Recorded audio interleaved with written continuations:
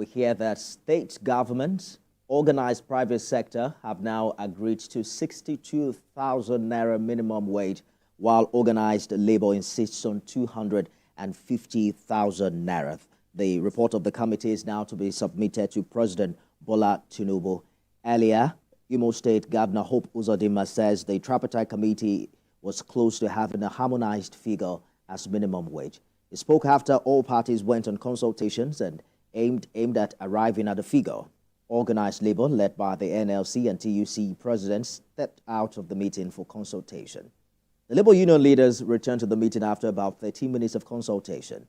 Journalists and security officials awaited the outcome of the meeting, which now appears a split decision between state governments, organized private sector on one side and organized labor on the other.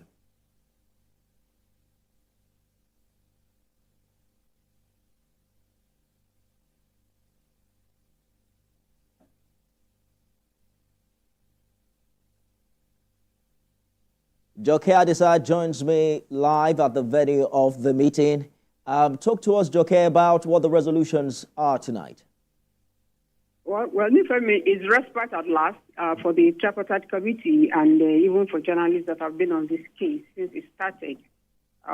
Just a few minutes ago, the committee ended its meeting, and the highlights we have read.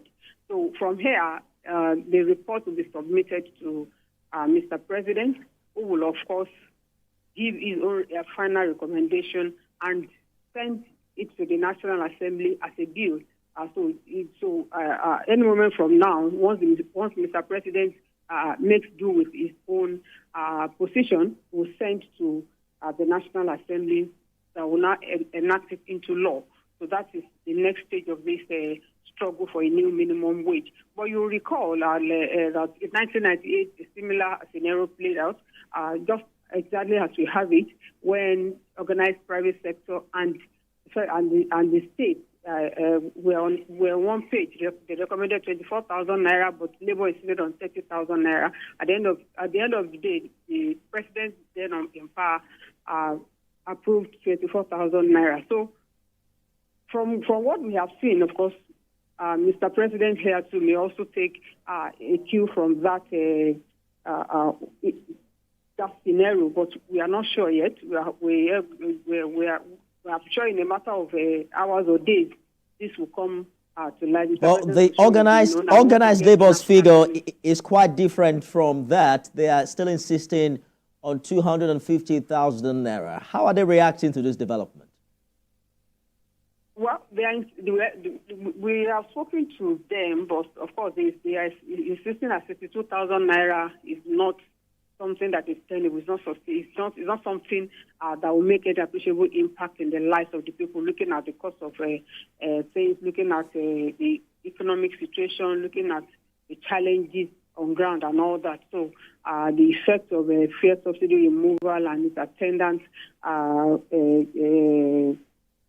economic situation. So basically, that is the basis of Labour's position.